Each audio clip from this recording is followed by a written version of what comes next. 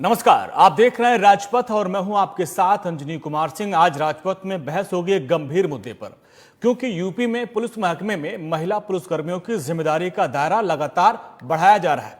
सरकार महिलाओं की जिम्मेदारी बढ़ा रही है। महिला पुलिसकर्मी पहले कार्यालयों में और महिला थाने तक सीमित थी, लेकिन अब पुलिसकर्मियों को यूपी 112 में भी सेवाएं की जिम्मेदारी दी गई है। वायरलेस विभाग में भी एक बड़ी जिम्मेदारी महिला पुलिसकर्मियों को दी गई है। महिला पुलिसकर्मियों का ट्रांसफर यूपी 12 में हो जा रहा है, जो कि वायरलेस विभाग में थी। उनको वापस वायरलेस विभाग में लाने के नाम पर उनको इस तरह से ऑफर दिए जाते हैं, उनको प्रताड़ित किया जाता है। तो ये एक बहुत गंभीर मसला है और इस पर हम चर्चा करेंगे। हमारे साथ कई खास मेहमान जुड़ रहे हैं, उनका परिचय सबसे पहले आपसे करवा दें। हमारे साथ लखनऊ से गौरव मिश्रा है, बीजेपी के प्रवक्ता, आपका बहुत बहुत स्वागत है। के पांडे जी हैं, कांग्रेस के प्रवक्ता, आपका बहुत बहुत स्वागत है। और हमारे साथ सोशल एक्टिविस्ट नूतन ठाकुर जी भी हैं, क्योंकि इस पत्र में टैग किया गया है नूतन जी की भी, और नूतन जी से भी गुहार लगाई। नूतन जी अक्सर ऐसे मामले में आवाज उठाती रहती हैं और नूतन जी से काफी उम्मीद है इन महिला पुलिसकर्मियों की। और सबसे पहले गौरव मिश्रा जी आपके पास आएंगे।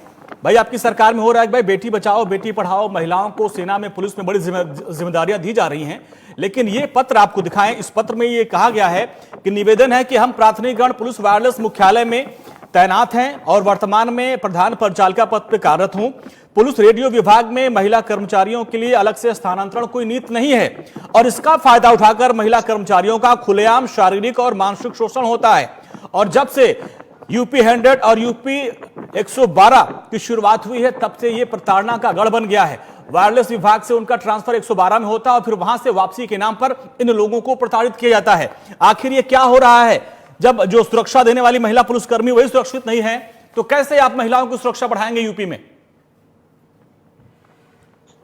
अंजलि जी, ये बहुत ही खेदपूर्ण है। इस तरह का आरोप किसी के ऊपर लगा है तो निश्चित रूप से वो जांच के दायरे में आएगा और दंड के भी दायरे में आएगा। लेकिन ये हमारी उत्तर प्रदेश की कुछ योगी आदित्यनाथ जी की सरकार है, जिसमें महिलाओं ने ये पराक्रम दिखाया है, ये क्षमता दिखाई है, ये साहस दिखाया है कि किस तरह के विषयों को पब्लिक डोमेन में लाया है और जिस पर सरकार संज्ञान ले रही है। और हम साधुवाद देना चाहेंगे नेशनल वॉइस को भी कि इस विषय को आपने उठाया है।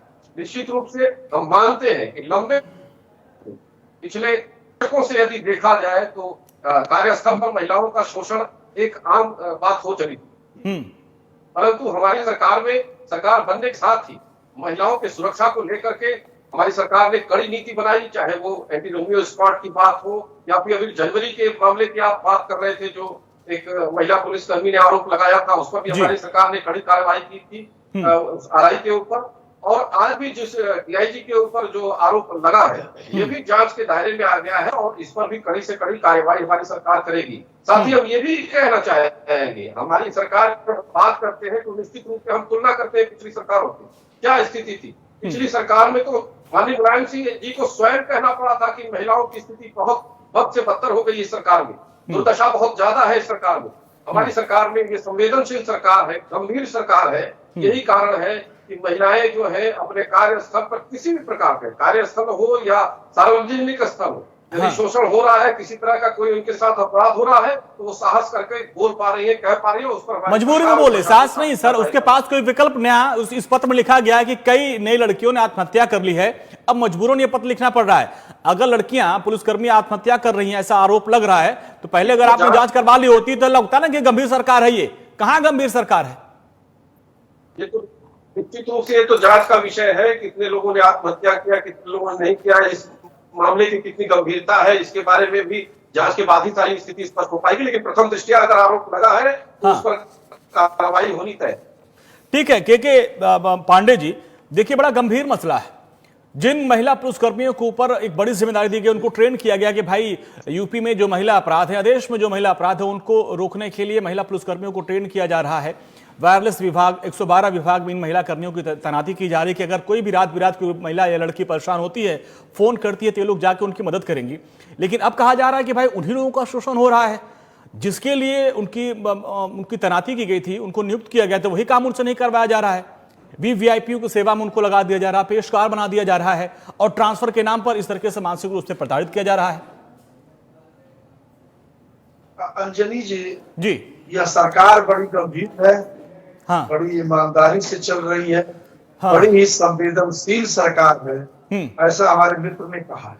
जी और एनसीआरबी की रिपोर्ट भी यह बताती है हाँ कि सबसे ज्यादा हम्म पिछले कई वर्षों में महिला उत्पीड़न इस सरकार में इधर हुआ है 2018 में। जी स्थिति ये थी कि अगर हम पिछली सरकार से ही हर बात का रोना रोएंगे, 3 साल की ये सरकार हो चली, जी अगर हम पिछली सरकार का ही रोना रोते चले गए तो फिर इस सरकार के आने की जरूरत क्या। बिल्कुल सही बात। पिछली सरकार से उत्तर प्रदेश की जनता कहीं न कहीं परेशान रही, इसके बाद तो आपको सत्ता में ले आई और सत्ता में ही नहीं ले आई और भारी बहुमत से सत्ता में।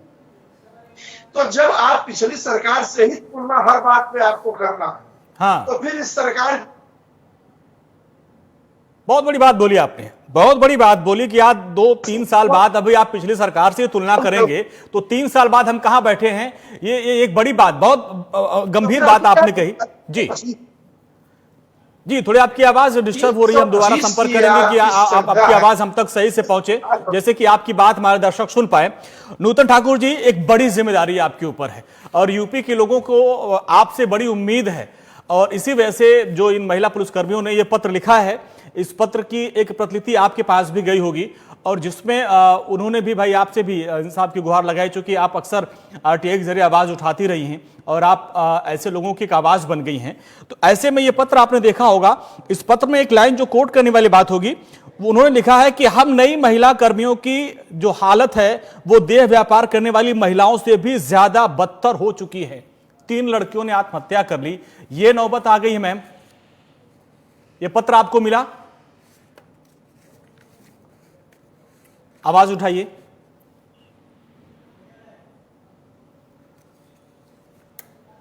जो बातें कही गई है वो सही है, तो उन अधिकारियों के खिलाफ सख्त से सख्त कार्रवाई होनी चाहिए।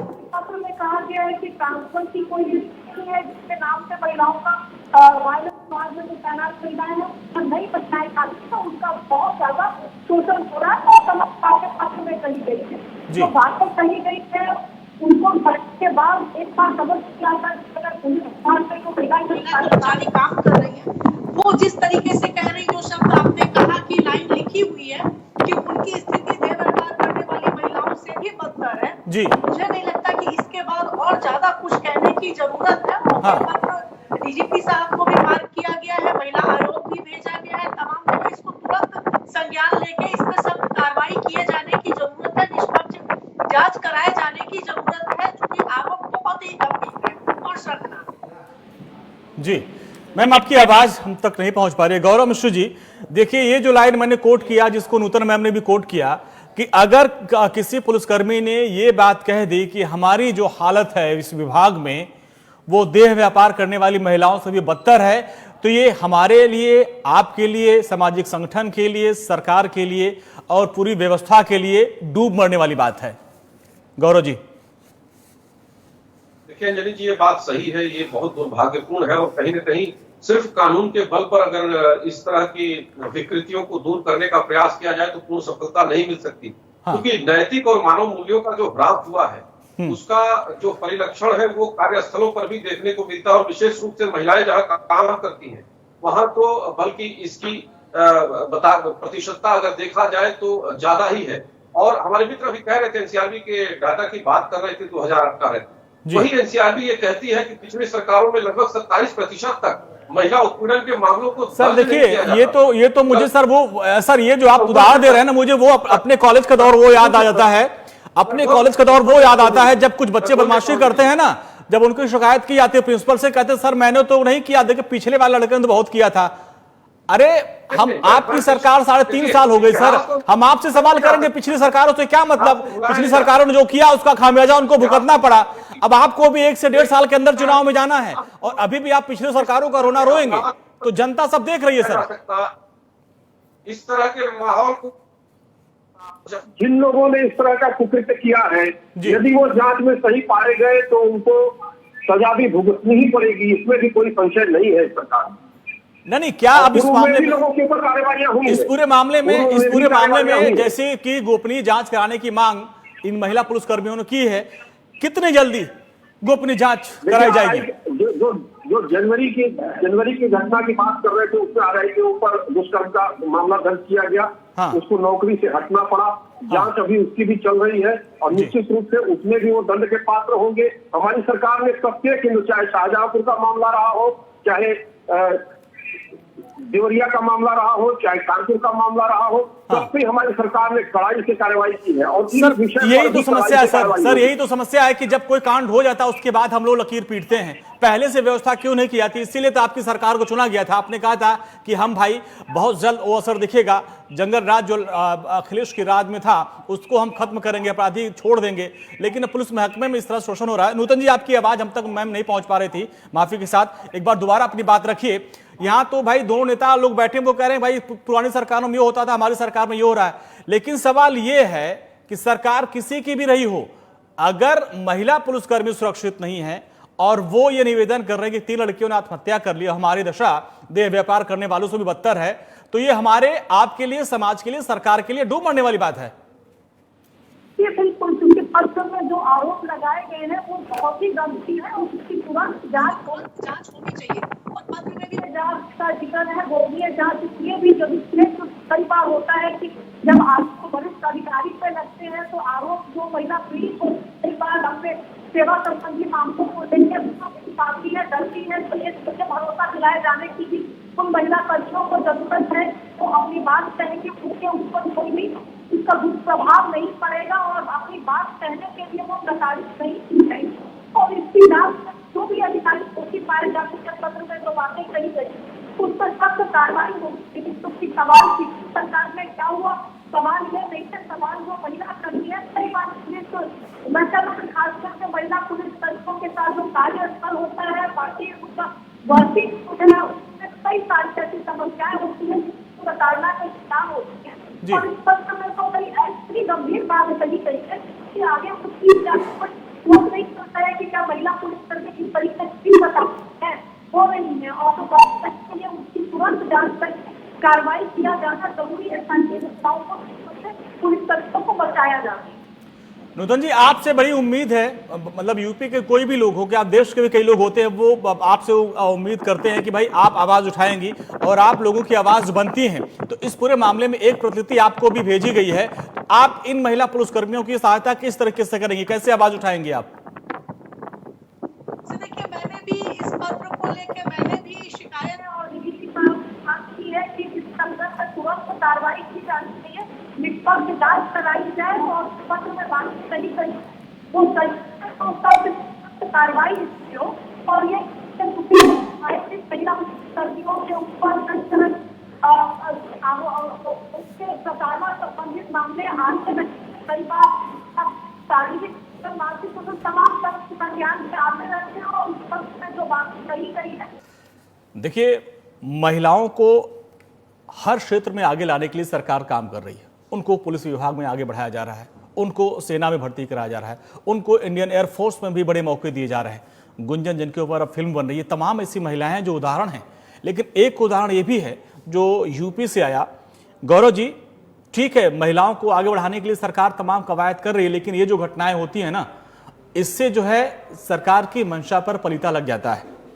आप गुंजन की बात कर लीजिए, आप तमाम ऐसे जो एयरफोर्स में, सेना में, पुलिस विभाग में बड़ा नाम करने वाली महिलाएं हैं, ये प्रेरित करती हैं लड़कियों कि भाई हमको भी पुलिस में आना है, हमको सेना में आना है।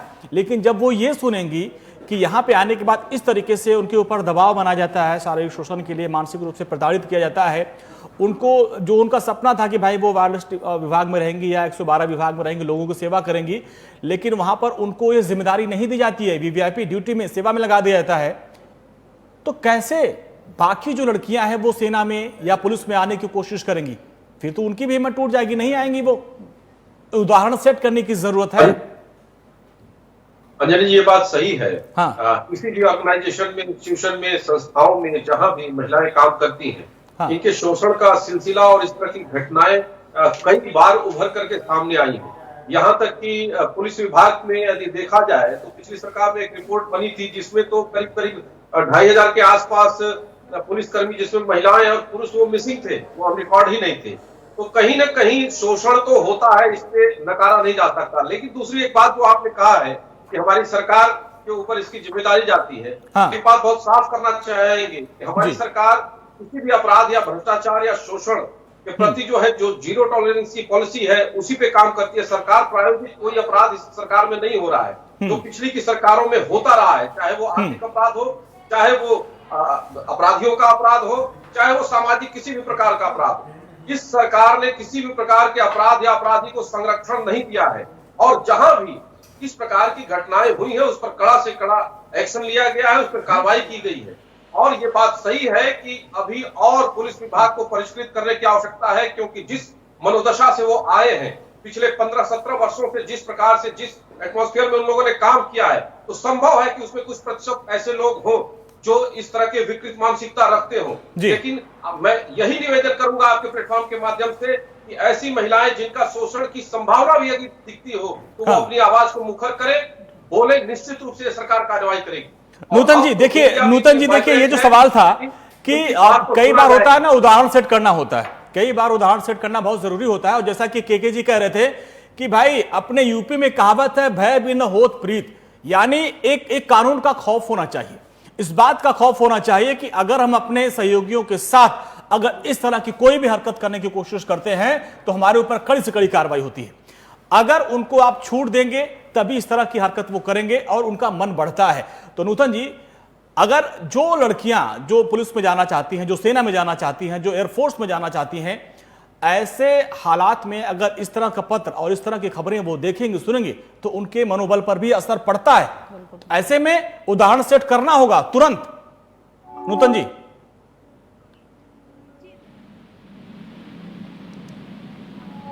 महिलाएं जो भी किसी सेवा में हो, और खास करके पुलिस विभाग में जो कांस्टेबल और उससे नीचे स्तर पर तैनात महिलाएं हैं, उनके लिए एक नीति स्पष्ट बनाने की जरूरत है। अगर इस पत्र को भी देखिए तो ये कहा गया है कि चूंकि ट्रांसफर की कोई स्पष्ट नीति नहीं है, जिसके कारण उनका आर्थिक, मानसिक और शारीरिक शोषण होता है। कई बार जहां तैनात कर दिया जाता है, वापस आने पे फिर उनसे बार्गेन किया जाता है। जो पत्र में आरोप लगाए गए हैं, वो आरोप बहुत ही गंभीर और महत्वपूर्ण है। सबसे पहले तो इस पत्र की जांच कराए जाने की जरूरत है। पत्र की में जो बातें कही गई है उन तथ्यों की, और जो भी अधिकारी दोषी पाए जाते हैं, जिनके ऊपर आरोप लगाया गया है, जांच के बाद सख्त कार्रवाई किए जाने की जरूरत है कि एक मैसेज जाए। लेकिन पुलिस विभाग में केवल वायरलेस महकमा ही नहीं, अन्य जगहों पे भी इस तरह की स्थिति है। और महिला पुलिसकर्मी कई बार शोषण का शिकार होती है। तो महिला कर्मियों के, और खास करके ड्यूटी के नाम पे जो भी उनके साथ इस तरह की घटनाएं होती तो और दबाव होता, वो कहीं ना कहीं ड्यूटी के नाम पे होता है कि इस जगह से हटा के वहां कर देंगे। तो एक ट्रांसफर को लेके स्पष्ट महिला पुलिस कर्मियों के लिए कि किनकी ड्यूटी आवर कितनी होगी, कब जाना है, वो बनाए जाने की जरूरत है। क्योंकि महिलाओं के साथ दोहरी जिम्मेदारी होती है। उनके परिवार भी होता, बच्चे भी होता, घर भी होता, और समाज के प्रति उनकी जो नौकरी है, जिम्मेदारी, वो भी होती है। प्रॉपर बैलेंस बनाए जाने की जरूरत है, तभी शायद महिलाओं का शोषण रुकेगा। क्योंकि कई बार ड्यूटी के नाम पे महिलाएं अनचाहे शोषण का शिकार होती हैं, और वो वहां लेके नीति स्पष्ट नहीं है, जैसा इस पत्र में भी कहा गया है। तो इस चीज को देखे जाने की जरूरत है। और जिस महिला के कर्मी के साथ इस तरह का किया गया है, उनको उनकी बात को गंभीरता से लेते हुए निष्पक्ष कार्रवाई कराए जाने की जरूरत है, ताकि जो दोषी अधिकारी हैं उनको सजा मिल पाए। जैसा कि अभी सावित्री जी ने कहा कि सरकार से उम्मीद बहुत है, तो इस उम्मीद को तोड़िए मत। ऐसे आरोपों की तुरंत जांच करवाएं, एक जांच आयोग बैठाएं और तुरंत दूध का दूध और पानी का पानी करें। और जो नई लड़कियां पुलिस विभाग में आना चाहती हैं, कम से कम उनके सपनों को तोड़े नहीं, और उनको ये एहसास कराएं कि नहीं भाई, पुलिस महकमा सुरक्षित है। और जैसा कि केके जी ने कहा, कांग्रेस प्रवक्ता ने कहा कि बीजेपी वाले भाषण बड़ा अच्छा दे लेते हैं, चाहे योगी जो हो चाहे मोदी जो, बात इतनी अच्छी करती है कि बातों में लोग आ जाते हैं। लेकिन अब बात नहीं, एक्शन करना होगा। और इसी के साथ राजपथ में इतना ही। नमस्कार।